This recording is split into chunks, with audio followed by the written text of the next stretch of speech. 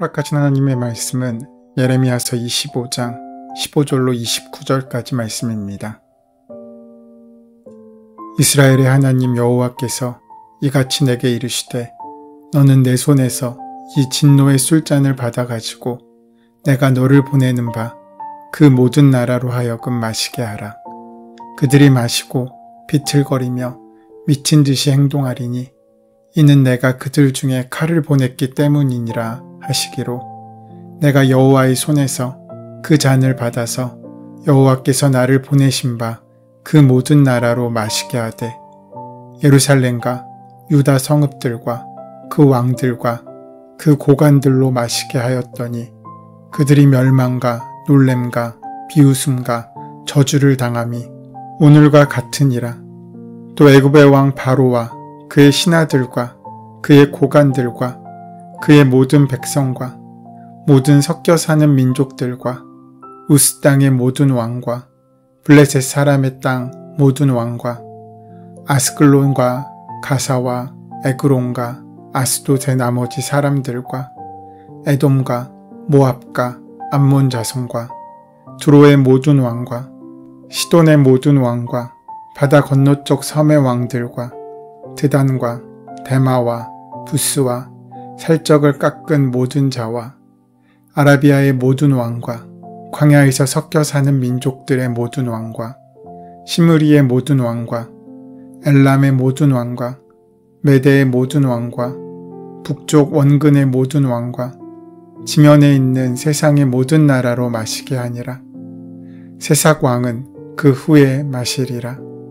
너는 그들에게 이르기를 만군의 여호와 이스라엘의 하나님의 말씀을 너희는 내가 너희 가운데 보내는 칼 앞에서 마시며 취하여 토하고 엎드려져 다시는 일어나지 말아라 하셨느니라. 그들이 만일 내 손에서 잔을 받아 마시기를 거절하거든 너는 그들에게 이르기를 만군의 여호와께서 말씀하시기를 너희가 반드시 마셔야 하리라. 보라, 내가 내 이름으로 일컬음을 받는 성에서부터 재앙 내리기를 시작하였은즉 너희가 어찌 능히 형벌을 면할 수 있느냐? 면하지 못하리니 이는 내가 칼을 불러 세상의 모든 주민을 칠 것임이라 하셨다 하라. 만군의 여호와의 말씀이니라. 오늘 함께 나누는 예레미야서 25장의 말씀을 보면 하나님께서는 먼저 우리에게 부드럽고 따뜻하고 좋은 선지자를 보내셔서 하나님의 경고의 말씀을 전하게 하셨습니다. 하나님께서는 멸망 가운데로 치닫고 있었던 남유다 백성들을 위해서 하나님의 선지자 예레미야를 보내셨습니다. 예레미야는 그 나라가 멸망하기 전까지 23년 동안이나 한결같이 하나님의 말씀을 전했습니다. 그 길고 긴 세월 동안 그가 속상해하고 고통받았던 세월들을 생각해 보십시오. 하나님의 말씀을 전하는데 그들은 비웃고 코웃음치고 하나님 말씀 앞에 전혀 순종하지 않았습니다. 여전히 우상 숭배 가운데 빠져 살았고 그들은 여전히 고아와 과부를 무시하고 사회적인 약자들을 압제했습니다. 하나님의 말씀을 전하는데도 듣지 않았을 뿐만 아니라 오히려 그 말씀을 전하는 예레미야를 죽이려고까지 했습니다. 예레미야의 고향 아나돗 사람들조차 그를 암살하려고 하는 음모에 가담했습니다. 제사장 바스울은 예레미야를 잡아다가 성전 2층에 가두고 그 목에다가 나무 고랑을 씌우고 갖은 모욕과 수치를 안겨주었습니다. 이런 상황에서도 그는 23년 동안 하나님의 말씀을 전했고 그 자리를 지켰습니다. 그 얼마나 치욕스럽고 얼마나 고통스럽고 힘든 세월이었겠습니까? 그 결과 하나님의 진노와 하나님의 분노의 임계점에 도달하게 됩니다. 좋은 말로 해서는 도대체 이 백성들은 하나님의 말씀을 듣지 않았습니다. 그래서 하나님은 이제 부드럽고 따뜻한 하나님의 종을 통해서가 아니라 아주 무섭고 강력한 또 다른 종을 보내겠다고 결심하십니다. 그런데 그 종은 우리가 상상할 수 없었던 아주 무시무시한 종이었습니다. 그 종은 바벨론의 왕 느부갓네살 왕이었습니다. 어떻게 이방인의 왕 바벨론의 느부갓네살이 하나님의 종이 될 수 있다는 것입니까? 적어도 우리가 생각하기에 하나님의 종이라고 하면 하나님의 마음을 가지고 하나님의 말씀을 듣고 그 말씀대로 행하는 사랑이 많은 사람을 하나님의 종이라고 생각하게 됩니다. 그런데 이 무도하고 하나님을 알지 못하고 인정하지 않는 이방의 왕이 어떻게 하나님의 종이 될 수 있습니까? 그는 하나님의 성 예루살렘을 파괴하고 불질렀습니다. 시드기야 왕의 두 눈을 뽑았습니다. 그리고 시드기야의 두 아들을 죽이기까지 했습니다. 수많은 백성들과 고관들을 바벨론 포로로 잡아갔습니다. 그뿐만이 아니었습니다. 하나님의 성전을 불태웠습니다. 귀하게 사용하던 그릇들을 다 도적질했습니다. 그런데 그가 어떻게 하나님의 종이 될 수 있습니까? 여기서 바벨론 왕 느부갓네살이 하나님의 종이 된다고 하신 뜻은 하나님의 뜻대로 행하는 자였기 때문이 아니라 하나님께서 그를 사용하셨기 때문입니다.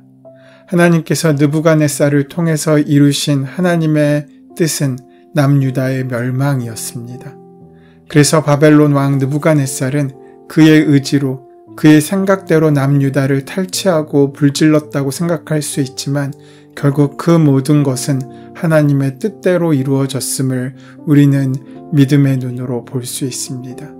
그러므로 그가 하나님의 도구로 하나님의 종으로 쓰임받는 것입니다. 결국 하나님께서 남유다를 멸망시키신 것이지 바벨론 느부갓네살의 문제가 아니었던 것입니다. 이렇게 하나님께서 이방의 왕을 통해 하나님의 뜻을 이루어 가신다면 하나님의 뜻이 이루어질 대상은 이스라엘만이 아닌 세계의 열방일 수밖에 없습니다. 그러니까 하나님의 심판이 임할 대상은 이스라엘을 넘어서 모든 열방에 이를 것임을 말씀해 주고 있는 것입니다. 오늘 본문 15절에서 29절까지 말씀에는 하나님의 심판의 메시지가 단지 이스라엘에게만 해당되는 것이 아니라 열방을 향하고 있는 것임을 증거하고 있습니다. 하나님께서는 지난 23년 동안 하나님의 말씀을 전했던 선지자의 말씀을 듣지 않았을 때 또 다른 종을 세워서 무섭게 심판하시겠다고 말씀하시는 하나님이심을 우리는 깨달아야 합니다. 하나님께서 진노의 술잔을 준비하십니다. 그것을 선지자에게 들려서 바벨론의 왕 느부갓네살을 비롯해서 주변 여러 열강들에게 전해주어 마시게 하라고 말씀하십니다. 그들이 하나님이 준 진노의 술잔을 받아 마시고 손에 칼을 들고 비틀거리며 하나님의 백성들을 칠 것입니다. 하나님께서는 예레미야에게 명령하십니다. 진노의 술잔을 받아 하나님께서 보내시는 모든 나라로 마시게 하라고 하시는 것입니다. 그것은 이제 피비린내 나는 사륙이 벌어진다는 의미입니다.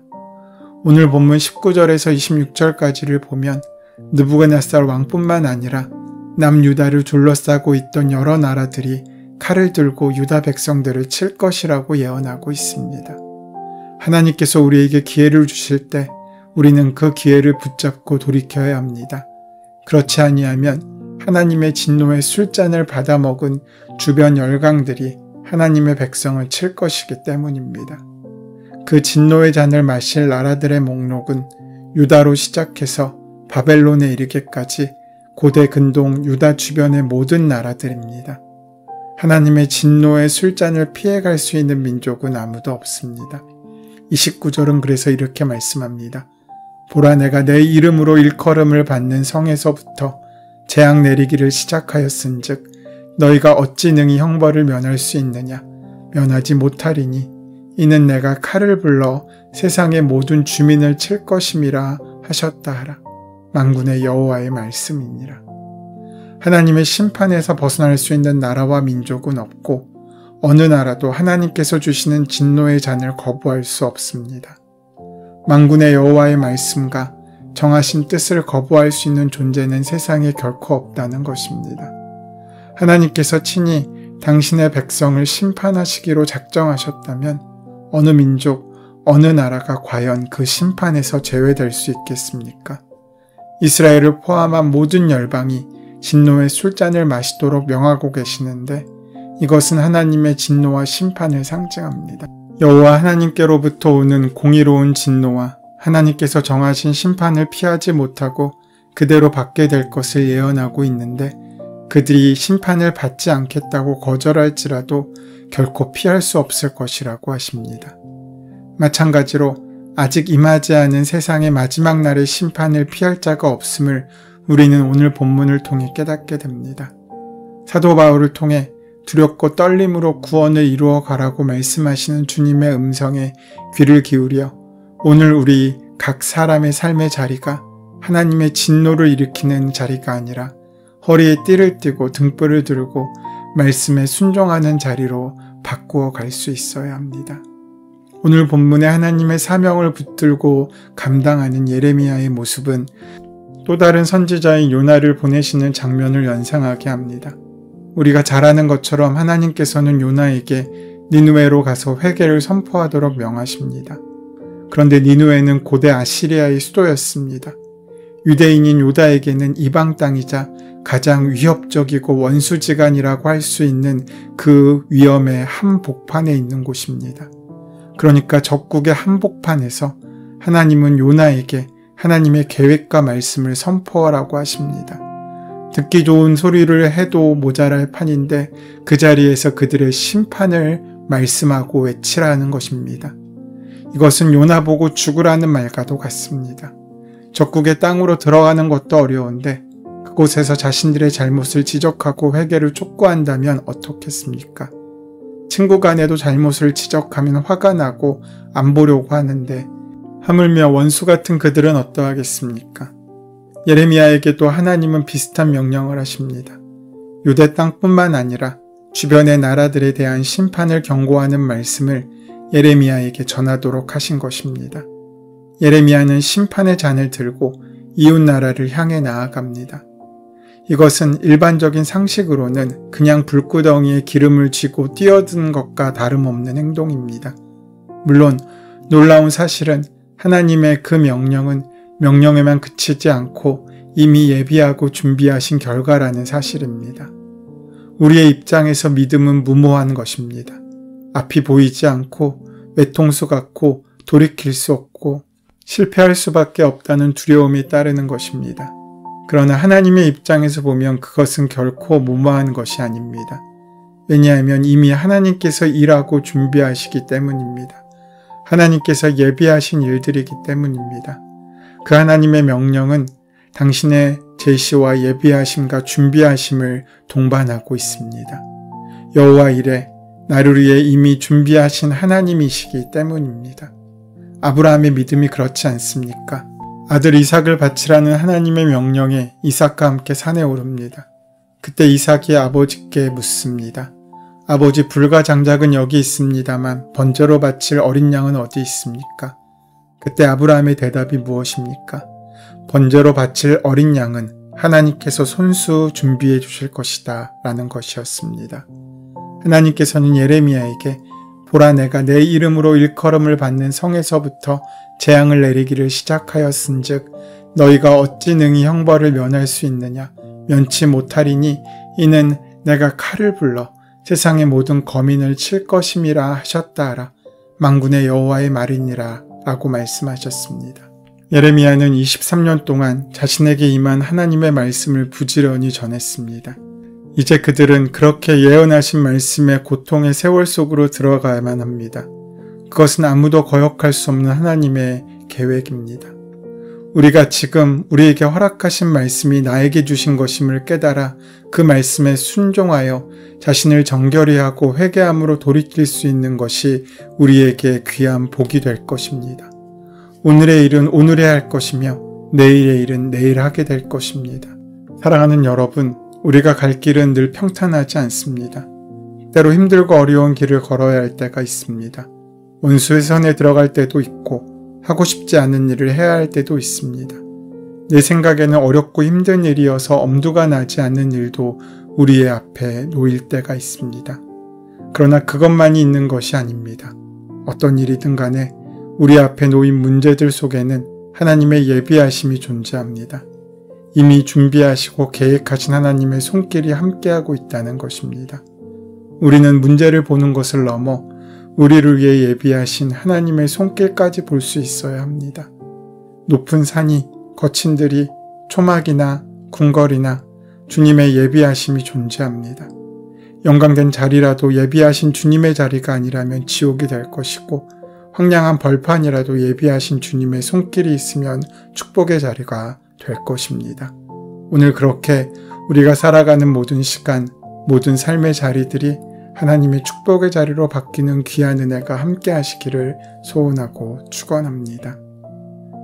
은혜의 주님, 모든 일에 정하신 때가 있음을 기억하게 하여 주시옵고 우리에게 허락하신 상황과 형편 가운데 끝까지 하나님의 사람의 삶을 살 수 있도록 인도하시고 역사하여 주시옵소서.